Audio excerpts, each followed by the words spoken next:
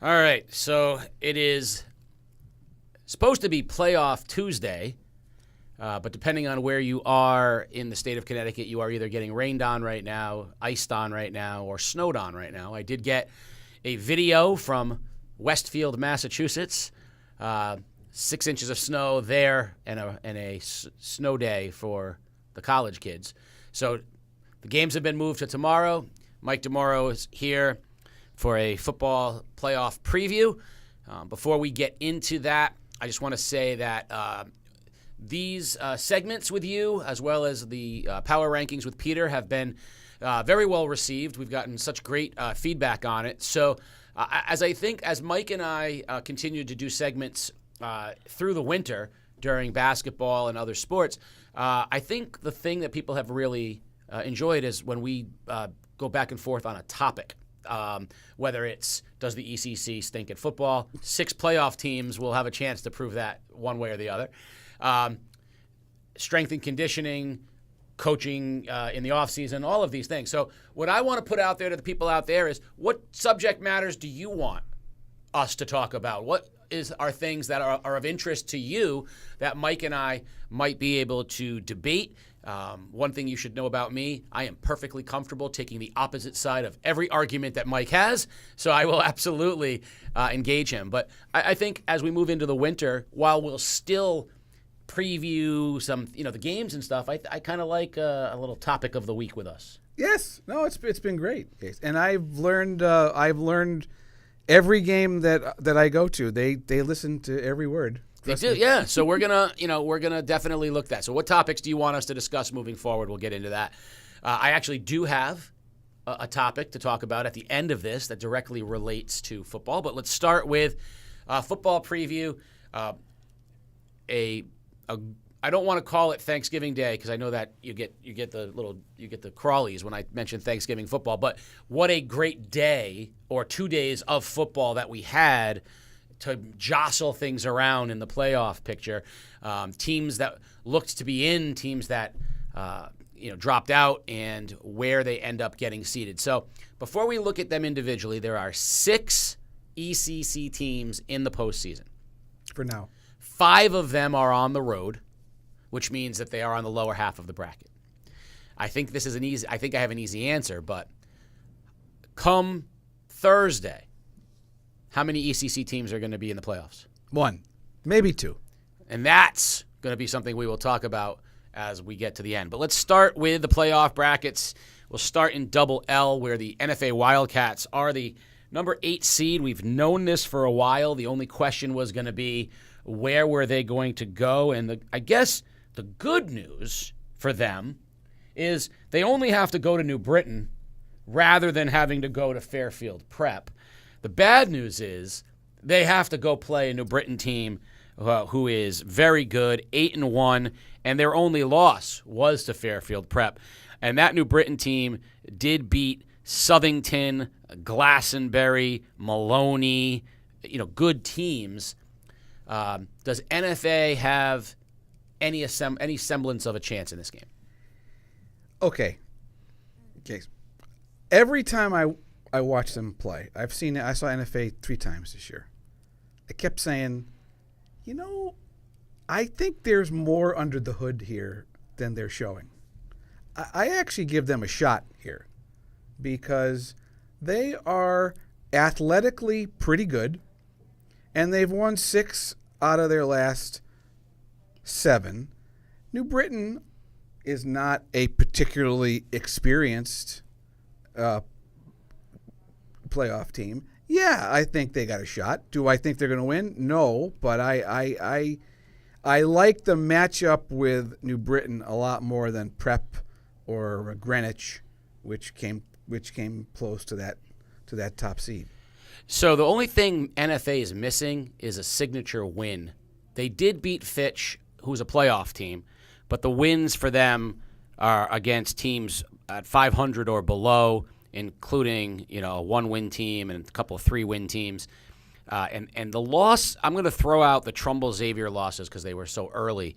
The losses to Ledyard and Killingly don't appear to be bad losses. They're playoff teams as well. But I don't know that NFA has a signature win. So punching in an upper class here.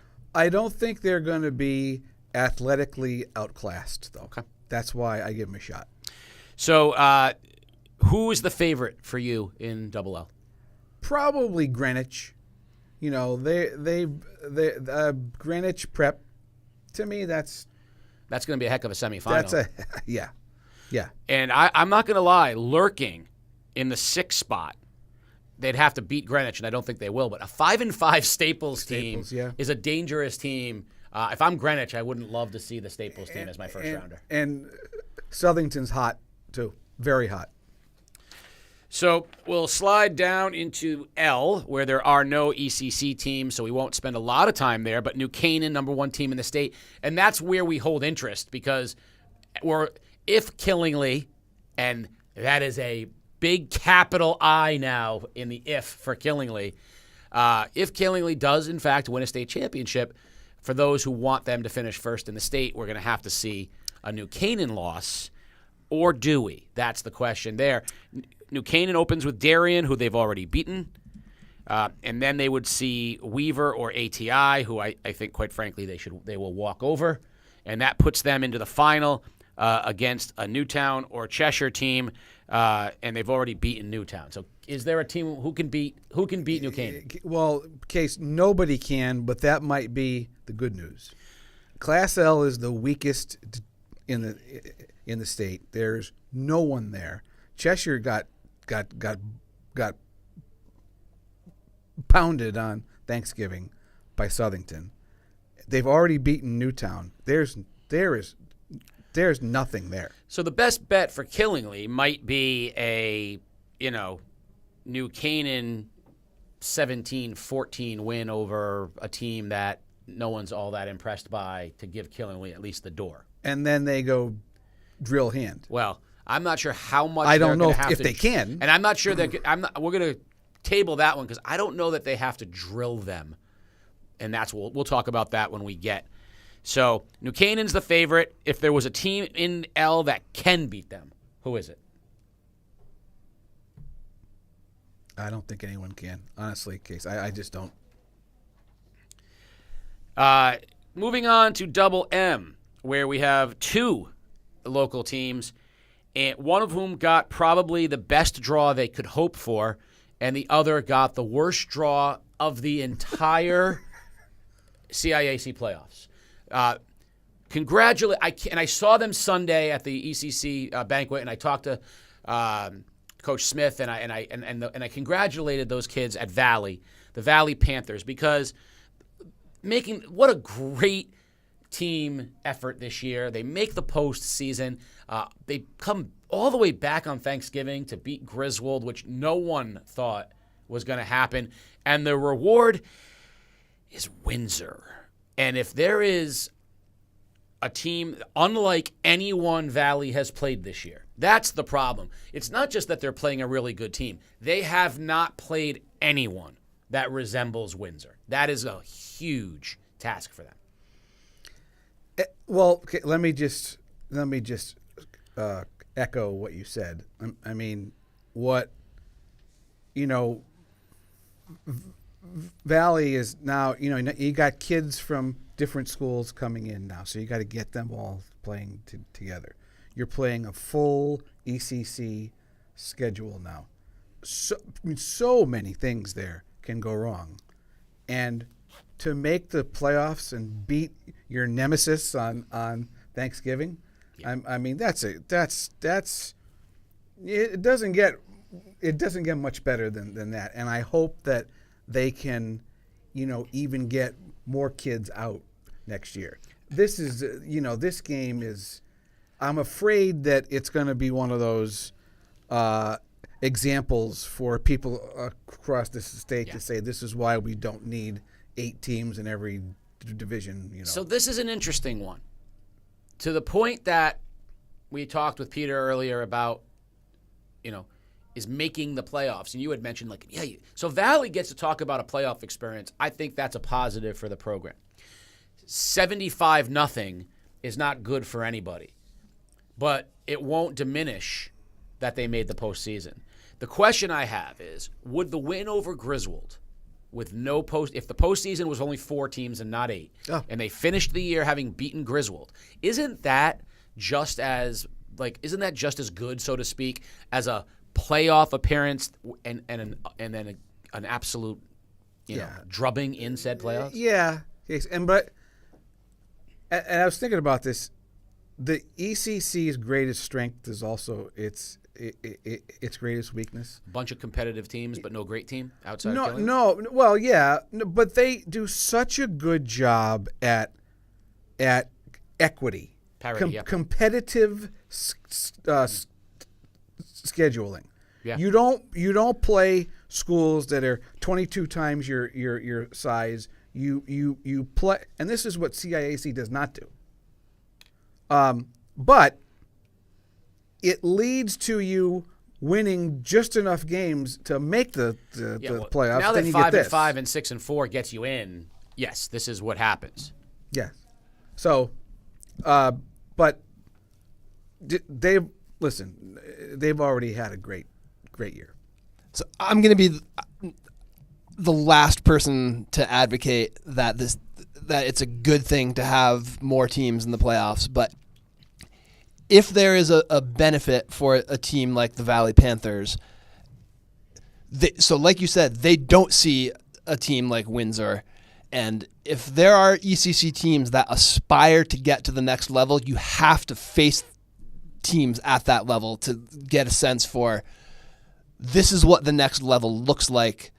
What are we going to do to get there? Because I think there are other teams that are content in their ECC bubble, and they say, yeah, like we can go in the weight room twice a week this summer and win ECC Division 5, be first place among 3 teams, good for us.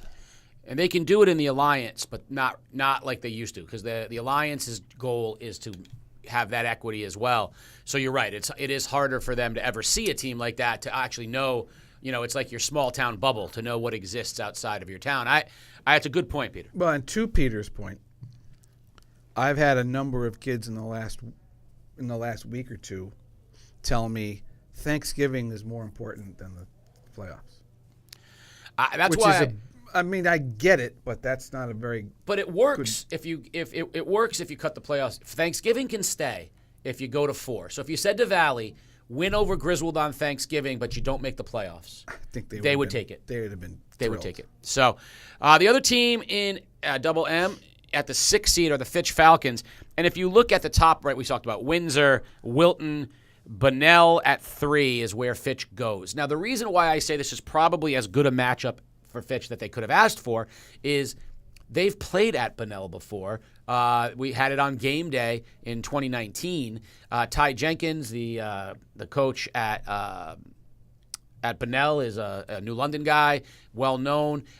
So there's going to be some familiarity there. There's going to be some. I don't think some of the mystery of opponents is there. And though Bunnell's a very good team, I feel like the last 2 weeks that we saw Fitch limiting the mistakes, I saw them on Sunday, and I talked to them on Sunday, and they really believe that if they do their part, and that's what Coach Ellis said. He goes, you know what?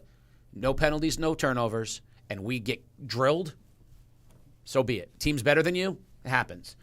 He's like, I just want them to no penalties, no turnovers, and leave that game saying we did our part. And the Fitch kids really believe that if they do their part, they can win this game. So I'm going to disappoint them, Case, because they wanted me to pick against them, because I think the motivation worked on Thanksgiving, as I heard about when I got onto their sideline. But I give Fitch a shot here, like you. I mean, I think they're doing 2 things that we have not seen Fitch teams do in a while. They are throwing the ball better. Yep. Porter Carter's got 3 or 4 guys now who can go get it. Well, that's when Spader Jr. caught that pass, And now you know you've got Spader, and Fry, all of whom have are weapons. And then that's not including McBride. And all of a sudden you realize 5 different guys have caught touchdown passes. Yeah, it's a more diversified passing attack. Yeah, and we just haven't seen that. And their last 2 games. Listen, if there were ever any 2 games for a Fitch kid to lose his mind on the field, it would be New London Ledyard. Yeah, they didn't. No, they didn't. A combined 4 penalties. Yeah. Again, I just like the way they're playing. Yeah, I'd like to and you know what? They do have the athletes at important positions to make plays offensively. And I'd love to look back at the Porter Carter chase down strip of Cal Casavant as a seminal moment in their season. I also talked to Anthony Spader and I said to him, I don't want your contribution to that play to go unnoticed because he chased them down too and recovered the fumble. Right. And if he doesn't also chase from the backside with less opportunity, he wasn't catching them. He was there because the play wasn't over and he was chasing it. That play, if they win this game and even if they move on and play Windsor, or they would play Windsor, they'd move on and play Wilton. Even if it's just that's a seminal moment in their season where the season turned and they were able. I think that's an important thing. I'd like to see that happen. Yeah, no, I agree with you. The other thing about them that I would say is they. I mean, not about them. Bunnell's been this is their 3rd straight season in the playoffs, and even though they've won two state titles, this is the first playoff home game they have ever played. That's cool. And I wonder if there might be a little early overexcitement, so to speak. Stage fright, overexcitement. Yeah. Yeah, I could buy that. So, is Windsor your prohibitive favorite? Or I know Wilton's very good. No, Wilton is my favorite. Okay. So Wilton has 3 shutouts this year.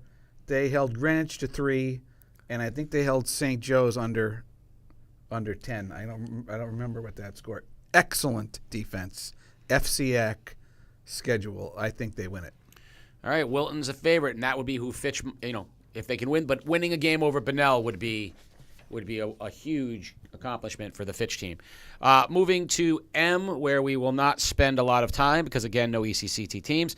Berlin at 10-0 is the number 2 because St. Joe's schedule is just redonkulous. Their 2 losses are to Hand and New Canaan, who are combined 19-1. They've also beaten Danbury, Southington, Ridgefield, Darien, and Fairfield Low, Wilton, and they only played 1 team under 500 in the entire year. So the schedule that St. Joe's plays is crazy. And yes.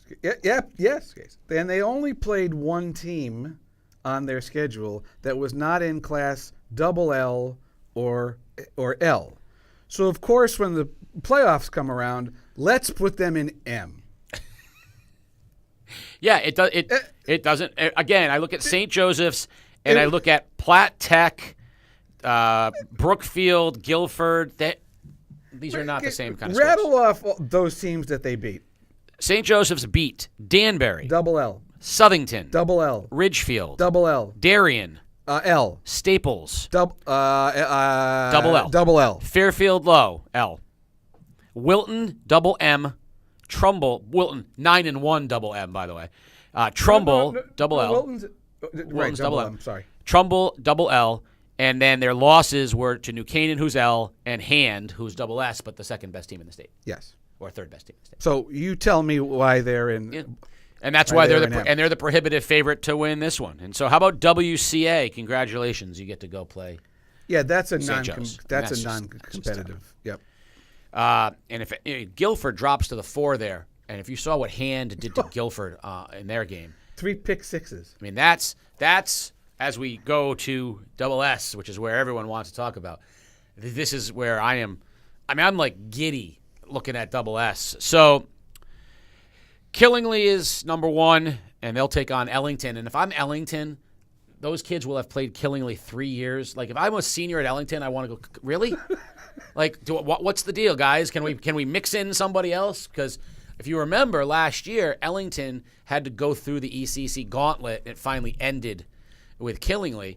Hand is your 2. Nanawag, who everyone wants to play in the first round, just because they have to try to find somebody, is 3. Ledyard gets Jonathan Law in the 4-5. Waterford ends up as the 7, so they get to play Hand. So who's got the more difficult matchup for them? Ledyard playing at Jonathan Law or Waterford playing at Daniel Hand? Yes.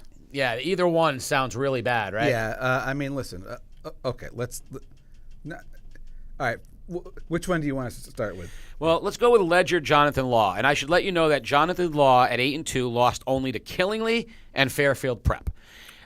They also beat 7-3 Lyman Hall. They beat Notre Dame of West Haven, who's a double L school. They beat Brantford, who was 7-3. They beat Hamden, who's double L. Again, big schedule for Jonathan Law at 8-2. You hear that? That's what Law is going to do to. The question I have for Peter is, can the people at home hear that? I'm going to assume so. let us know in the chat if you can hear the construction zone. Sounds like it's right on top above, of our head. They're building apartments up above. We have not added sound effects to our broadcast. This is actual work going on. But to Mike's point,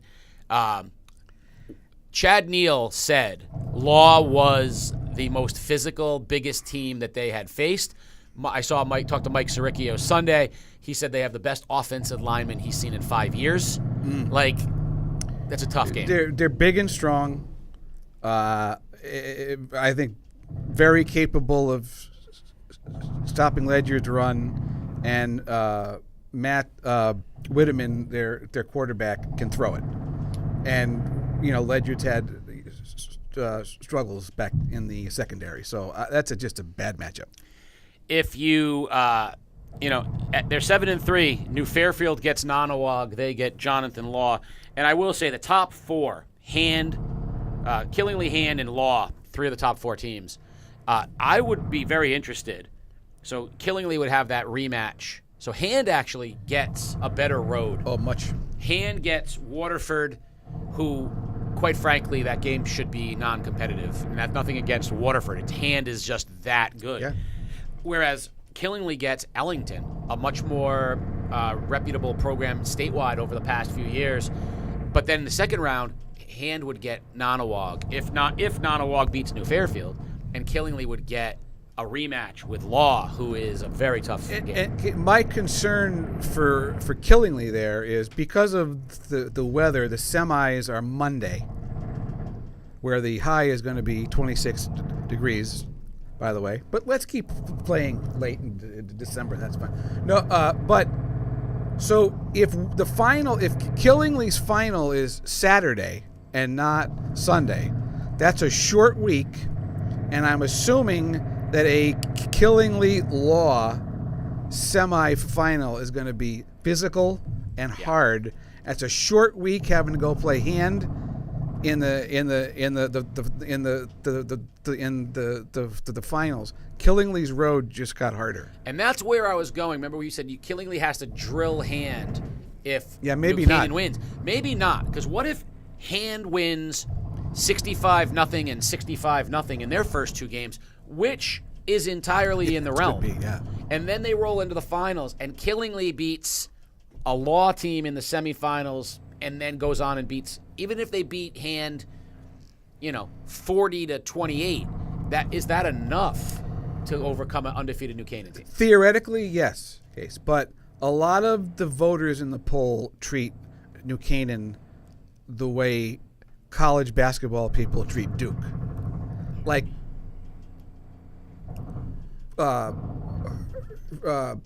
royalty above it all.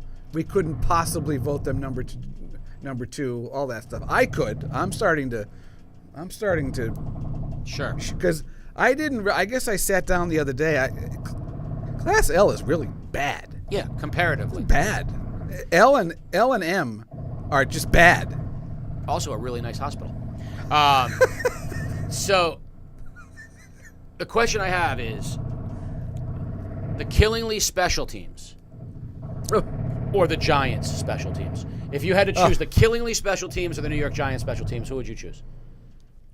Killingly, because they're better coached. Yeah, the New York Giants special teams, for anyone who didn't watch last night, was possibly the most embarrassing. Although I appreciate the kicker. I saw a meme of the kicker, and the caption goes, he stopped. When you need when you suddenly see the green needs to clear from 250 yards, he can stop in your backswing. Yeah, it was pretty funny. What a quick. So we'll move down to S, our final one, and we will not spend a lot of time there as well because no team in it. But I think what a great first-round game, Bloomfield at undefeated Woodland. If you're Woodland, you don't want to see Bloomfield as your first-round opponent. Ansonia Seymour, another great matchup. So I do think the bottom of the bracket, Northwest Catholic at 6, there's no better 6, 7, 8 than 9-1 Northwest Catholic, 7-3 Ansonia, and 7-3 Bloomfield as the 6, 7, 8. Cromwell Portland, another incredibly reputable program, sitting at 3 at 9-1. Record-wise, S dwarfs everybody else. And I'm picking Sheehan, number 5. Played the best schedule out of anybody in that division by far. Well coached. And I don't care if they are the 5, they're going to win it. So we all agree come Thursday, Killingly will be alive. Yeah. If we had to pick a team to be alive second, we agree it's Fitch. Yes. Of the other 4, Waterford, Valley, Ledyard, and NFA. Who has the NFA? NFA. Yeah. Yeah, Pete. I'm sorry. Case, when NFA lost to Ledyard in week 2, were you at that game? It was a Thursday night. No, that was the Joe D game. Joe D. No, that was a Xavier. Oh, the NFA. So I happened to Killingly. be. Yeah, I do. I was there. Yeah.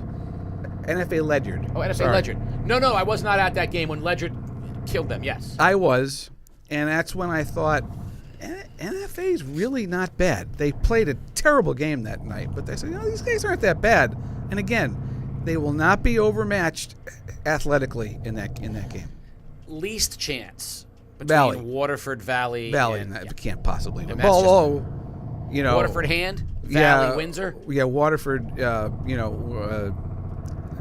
Ledyard Law. None of the 3 of them are particularly. Ledyard Law at least has a. I think Waterford throws the ball far too much.